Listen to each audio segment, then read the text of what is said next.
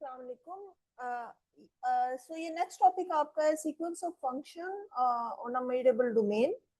इससे पहले आपने एनालिसिस में लाइक सीक्वेंस ऑफ फंक्शंस को स्टडी किया होगा, वो यही चीज है, लेकिन इसमें यह है कि आप जब सीक्वेंस ऑफ फंक्शंस लेते हैं तो ये किसी मेजरेबल डोमेन पे होती है।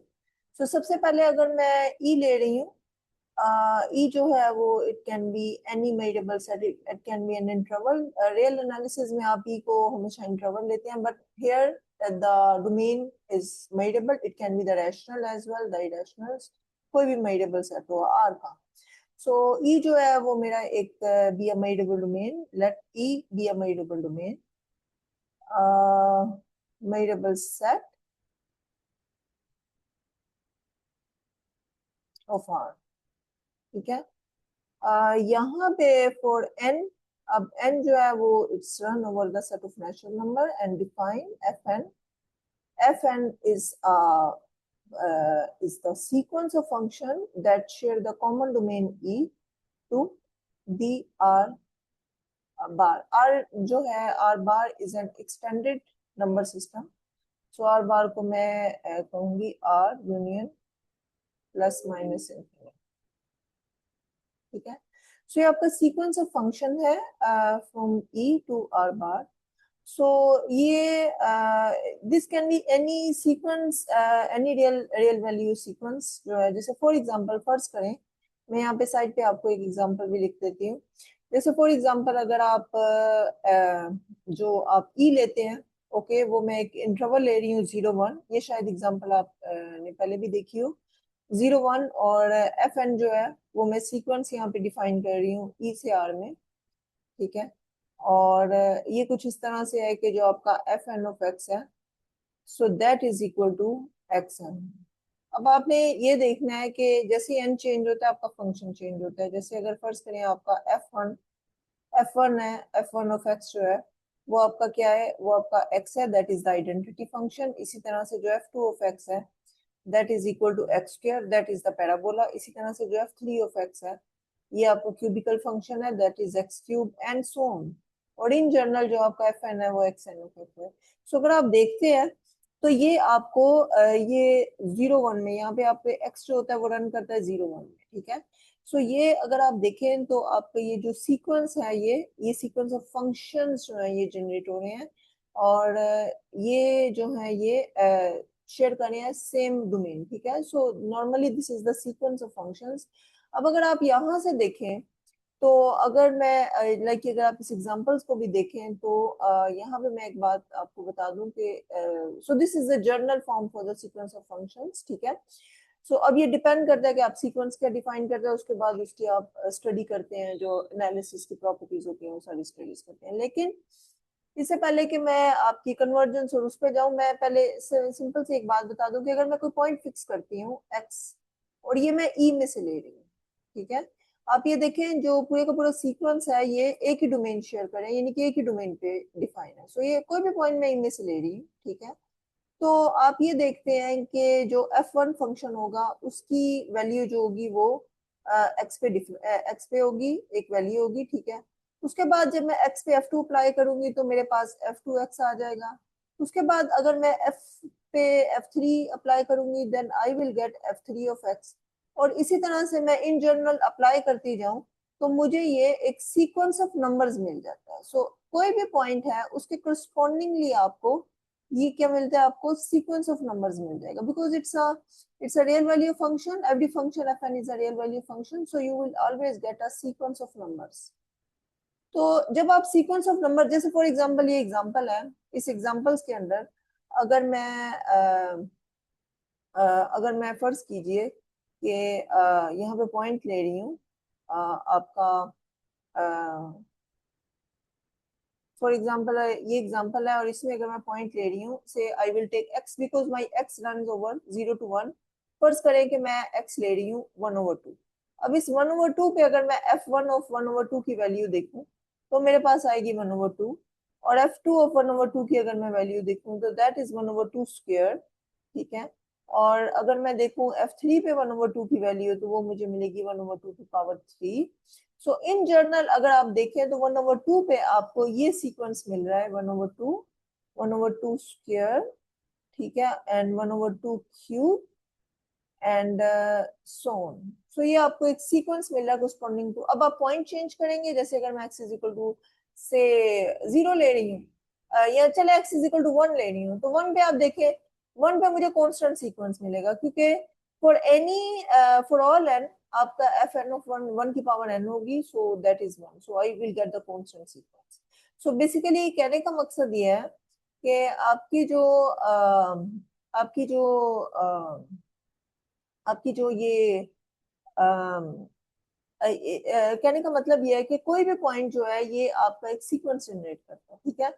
अब पॉइंट चेंज करते हैं, आपको एक सीक्वेंस मिलता है, पॉइंट चेंज करते हैं, आपको एक सीक्वेंस मिलता है, you always get the infinite sequence. अब इस सीक्वेंस के करस्पॉन्डिंगली अगर आप देखें तो कितने तरह की वैल्यूज, अगर आपने नंबर सिस्टम में पढ़ा होगा कि कोई भी सीक्वेंस के करस्पॉन्डिंगली कितनी तरह की वैल्यूज एग्जिस्ट करती हैं। अगर मैं ये फर्ज कीजिए सिर्फ एक पॉइंट के करस्पॉन्डिंगली लूंगी, तो पहली तो मेरे पास ये होगी कि सबसे पहले आपने सुप्रीमम ऑफ अ सीक्वेंस देखा होता है, इन्फीमम ऑफ अ सीक्वेंस देखा होता है।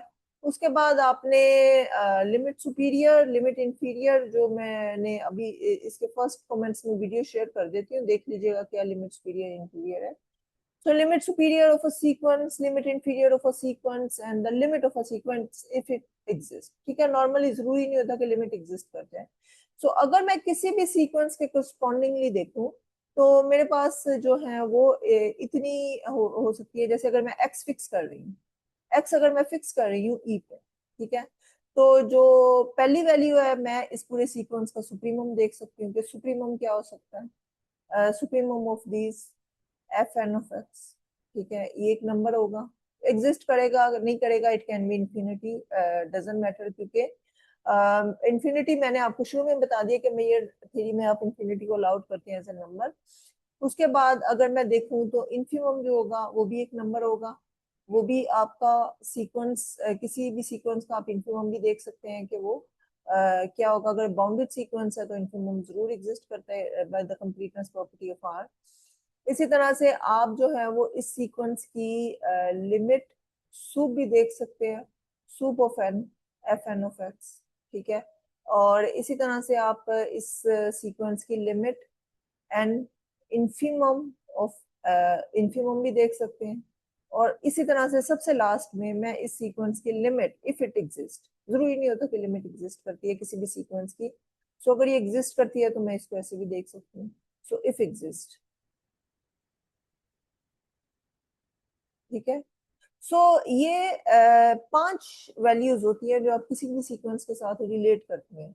And what about the sequence of function, आप पॉइंट चेंज करते हैं, आपको सीक्वेंस मिलता है, आप उस सीक्वेंस का सुप्रीमम लेते हैं, पॉइंट चेंज करते हैं, आपको सीक्वेंस मिलता है, आप उस सीक्वेंस का सुप्रीमम लेते हैं, एग्जिस्ट करता है। पॉइंट चेंज करते हैं, सीक्वेंस मिलता है, अगेन द सुप्रीमम है। सो जितने पॉइंट्स हैं उतने सुप्रीमम है, so you naturally define the soup function. इसी तरह से आप naturally define the infimum function, point change करें, सीक्वेंस मिले, you get the infimum, point change करें, सीक्वेंस मिले, यू गेट द इन्फिनिटी। इसी तरह से पॉइंट चेंज करें, आपको आप उसको लिमिट सुपीरियर मिलेगी। सो हर पॉइंट पे लिमिट सुपीरियर है, हर पॉइंट पे लिमिट इंफीरियर है, हर पॉइंट पे सुप्रीमम है, हर पॉइंट पे इंफीमम है, हर पॉइंट पे जो है वो लिमिट इंफीरियर है। तो इसका मतलब है ये 4 फंक्शन नेचुरली किसी भी सीक्वेंस ऑफ फंक्शंस के साथ, सॉरी, ये 4 जो वैल्यूज है ये नेचुरली किसी भी सीक्वेंस ऑफ नंबर्स के साथ एसोसिएट होती हैं। So why not with the function, क्योंकि हर पॉइंट पे आपको limit superior, inferior, supremum, infimum मिल रहा है, तो हम यहाँ डिफाइन कर सकते हैं कि आप यहाँ पे डिफाइन करें, 4 डिफाइन करें आप टोटली 5 टाइप्स ऑफ फंक्शन, जो मेरा for any x belongs to, so यहाँ पे सबसे पहले मैं एच डिफाइन करती हूँ। एच जो होगा वो मेरा कॉमन डोमेन ई से ही होगा, जहाँ पे आपका सीक्वेंस जनरेट हो रहा है से आर तक, it's a number system R. So जो आपका एच ऑफ एक्स होगा वो क्या होगा, वो आपका क्या होगा, that is the sup of n f n of x. So ये सीक्वेंस, हर पॉइंट के कोरस्पॉन्डिंग जो सीक्वेंस मिल रहा है उसका जो सुप्रीमम होगा उसको आप एच ऑफ एक्स की वैल्यू दे देंगे। इस तरह से पॉइंट चेंज करेंगे, वो एच ऑफ दैट पॉइंट हो जाएगा। और इसी तरह से you get a function that is the sup function, this is the sup function, supremum function of sequence f n. Sequence of functions का आप सुपरनोम फंक्शंस ले सकते हैं।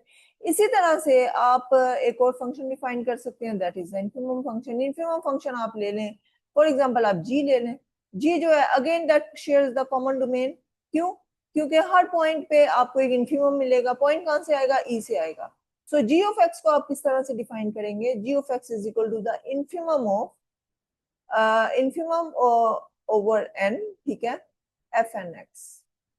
यहाँ पे ये ज़हन में रखे पॉइंट फिक्स है, आपका पॉइंट चेंज हो रहा है, आपकी जी एक्स की वैल्यू चेंज होगी, वो उस सीक्वेंस का इन्फिमम होगा, ठीक है। So just keep in mind point, then go to the sequence and find the infimum and assign that infimum value with g of x, with g, okay. So change the point. For example, first you take x, you get a sequence, you have the g of x, then you take y, you have the sequence, you have the value g of y, and so the point change, so you get a function. So that is the infimum function. Infimum function of the sequence, जो आपका sequence होगा, that is F N, ठीक है। अब इस तरह से चलें, ये दो इन दो वैल्यूज के कोरस्पॉन्डिंगली फंक्शन हो गया। Limit superior, limit inferior and the limit equivalence. So now define the third function, that is F, not F, F को मैं लिमिट फंक्शन ही कहूंगी। दैट इज से आपने एच ले लिया, जी ले लिया, सो लिमिट सुप ऐसे S, S is a function from E to R, it's an extended real value function। मैंने आपको बताया था कि जो लिमिट सूप होती है वो इंफिनिटी प्लस इंफिनिटी भी हो सकती है, ठीक है। So the extended real value function such that s of x is equal to the limit in limit sup, so this is the limit sup of n fn of x, ठीक है। So ये basically क्या है कि हर point के correspondingly sequence होगा, उसका आपने लिमिट सूट लेना है, and you join this functions, ठीक है। और इसी तरह से जो सबसे, so this is the limit sup of n f n, limit sup of functions, ठीक है। और इसी तरह से सबसे लास्ट में आपके पास जो वैल्यू होगी